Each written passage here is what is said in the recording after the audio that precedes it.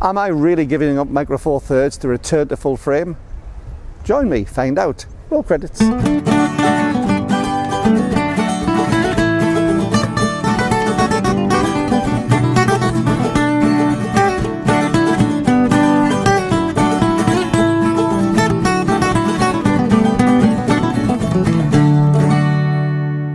Hi YouTube, Brian James at Micro Four Thirds Guy with you once again for another video. And today I'm outside the magnificent Carlisle Cathedral in the background. It really is fantastic. I think I'll stick an overlay onto that, like you say. It's a wonderful building.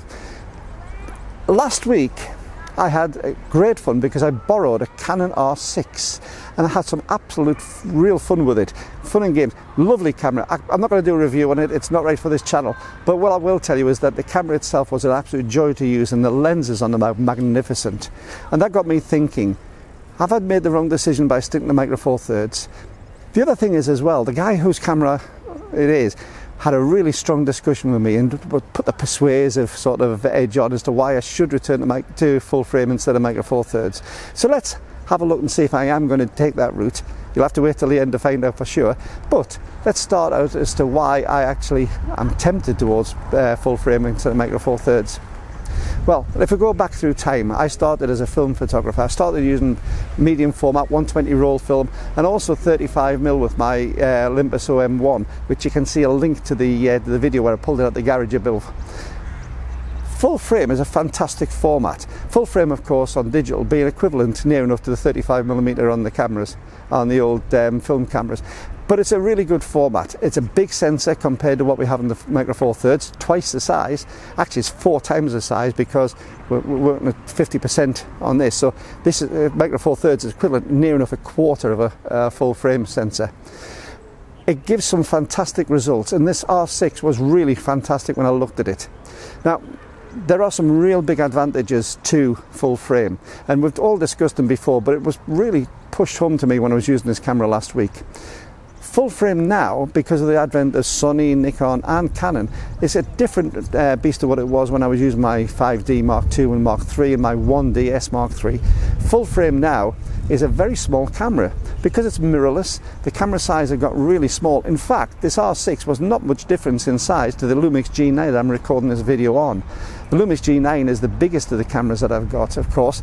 I have the G9 in the stable, the EM1 Mark II, EM1 Mark I, the GX8 and the GX1 in the stable of cameras that I have at the moment.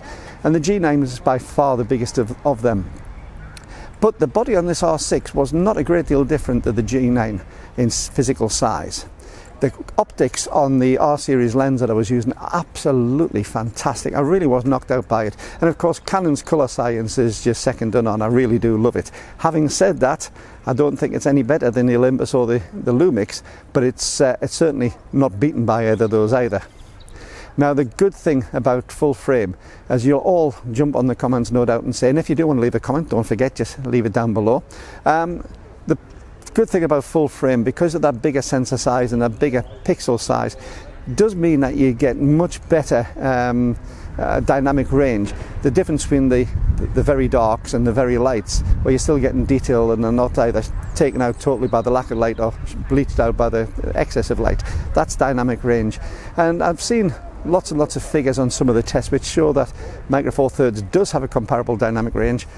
But in practice, I've always found that you can get a much better dynamic range out of a full frame sensor, whatever it is.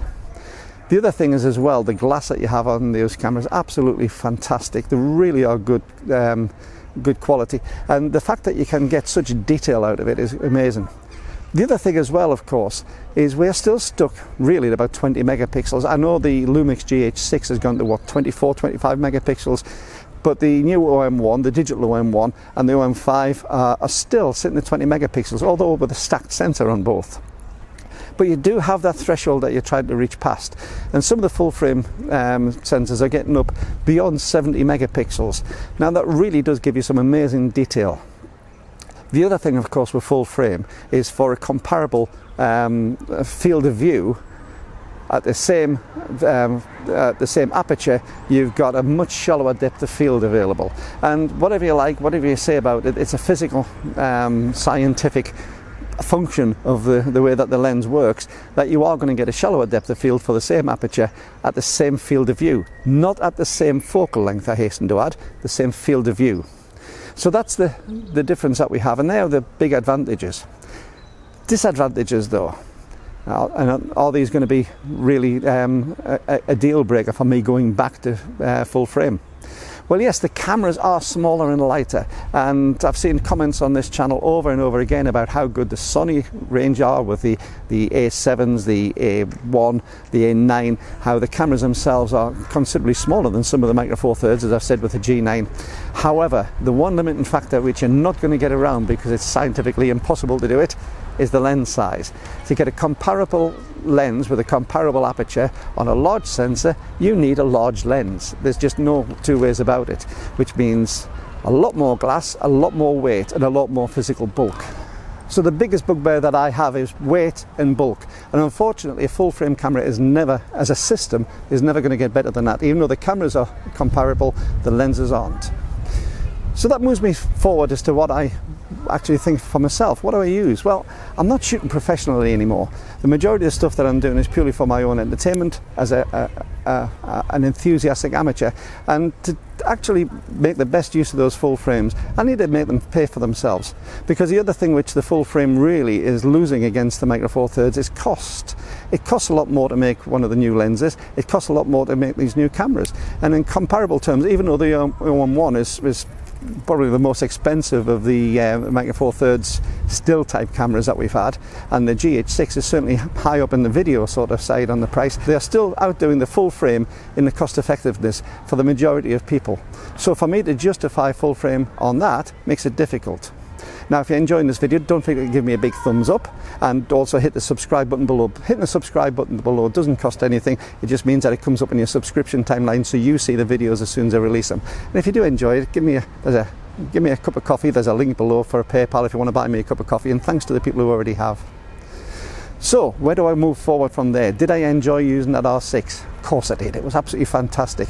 And any of those cameras, the Sony, the A7, A9, A1, they're fantastic cameras to use as well. They're really enjoyable, great fun. And the Nikon Z series, or Nikon Z series, whichever country you're in, you get the drift. All of those cameras really are a step forward from what we had in the old traditional DSLR days where you had a mirror box. But they still aren't enough to bring me over to the new fold. I would have to change my whole system. I'd have to change all my lenses. I would have to change my camera bodies, and the advantage I'm getting from that just isn't worth it. It's not going to cut the mustard for me. So from my point of view, I'm still, even with the advances in technology and certainly the advances in quality of the cameras and what they can do, isn't beaten enough for me to make the change. Now, there's a little point that I want you to ponder on this as well.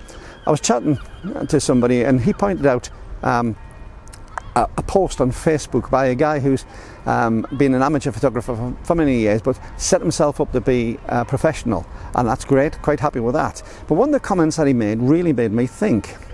He wasn't sure about Micro Four Thirds format, even though he preferred the idea of those cameras and lenses, because it didn't have a big enough pixel count. Now, my very first full frame cameras were the well, in fact, before the full frame, it was APS-H. I had a 1D Mark III, which had a 10 megapixel sensor. I had a 5D Mark I, which I think was 12 megapixel. It might have been 8, I can't remember, it's so long ago, but I think it was 12 megapixel.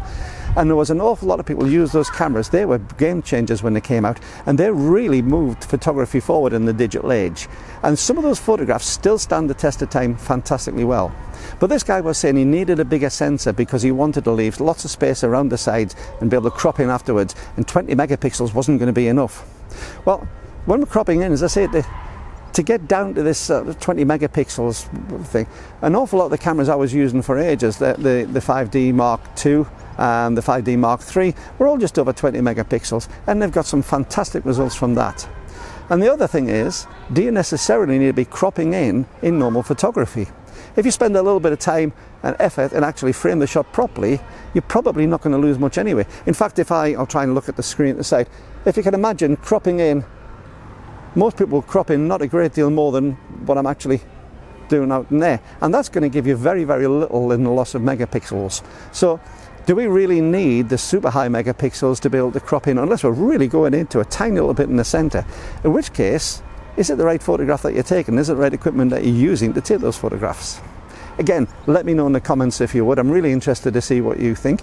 Are any of you actually contemplating going from Micro Four Thirds to the newer full frame? Have you left full frame to come to Micro Four Thirds? It's a burning question. It's been covered a few times, but I still think it's a pertinent question because all the time equipment is changing, is improving, and is changing its price as well and its effectiveness. So let me know what you think below.